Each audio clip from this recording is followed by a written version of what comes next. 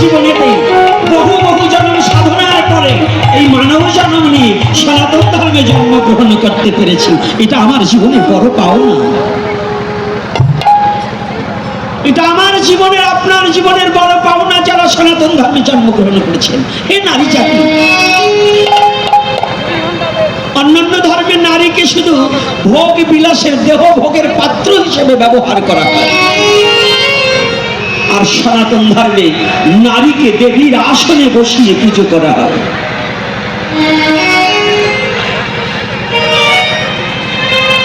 একটা ব্যক্তি যদি দাঁড়িয়ে বলতে পারে যে গোপীনাথ একটা মিথ্যা কথা বলছে, চ্যালেঞ্জ করছি, দাঁড়িয়ে বলুক, আমি চ্যালেঞ্জ ছুড়ে মারছি, সনাতন ধর্মের নারীকে যতটা সম্মান করা হয় পৃথিবীর কোন ধর্মে নারীকে এতটা সম্মান করে নাই। একমাত্র ধর্ম সনাতন যে নারীকে দেবী রূপে পূজা করা হয়। আপনারা জানেন রামকৃষ্ণ মঠেও কুমারী পূজা করা হয়। কাকে করা হয়? কুমারী পূজা কাকে করা হয়? আচ্ছা, কালী কি নারী না পুরুষ? দুর্গা কি, সরস্বতী, মনসা, লক্ষ্মী তারা কি নারী না পুরুষ? আচ্ছা বলুন তো, এই পৃথিবীতে এইরকম আসনে যে ধর্মে নারীকে দেবীর আসনে রাখে পূজা করা হয়, এই দেহটাকে বিড়াল কুকুরের মতো ছিঁড়ে ছিঁড়ে খাওয়ার জন্য নয়। অন্য ধর্মে যাবে, তোমার যৌবন যতদিন, তোমার ভালোবাসা ততদিন। অন্য ধর্মে যদি তুমি ধর্মান্তরিত হয়ে যাও, তোমার যৌবন যে কয়দিন আছে, তোমাকে যে কয়দিন ভোগ করতে পারবে, সেই কয়দিন তোমার ভালোবাসা আছে তোমার প্রতি।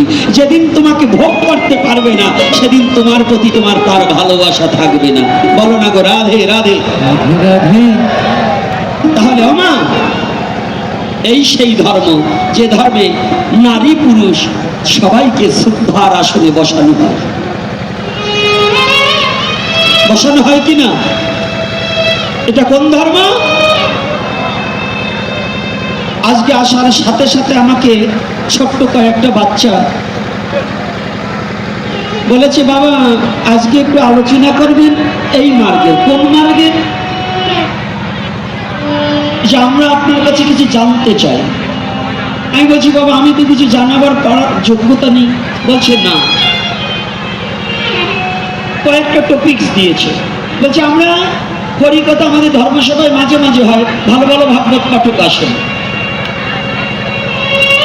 কিন্তু পাঠকরা কি করেন, স্টেজে উঠে এবং কীর্তনীয়রা স্টেজে উঠে ভালো ভালো কথা বলে, কিন্তু বাইরে বেরোনেই তাদের আসল চেহারাটা ফুটে ওঠে। কি এরকম আছে না? এজন্য বলা হয়েছে কি, এজন্য বলা হয়েছে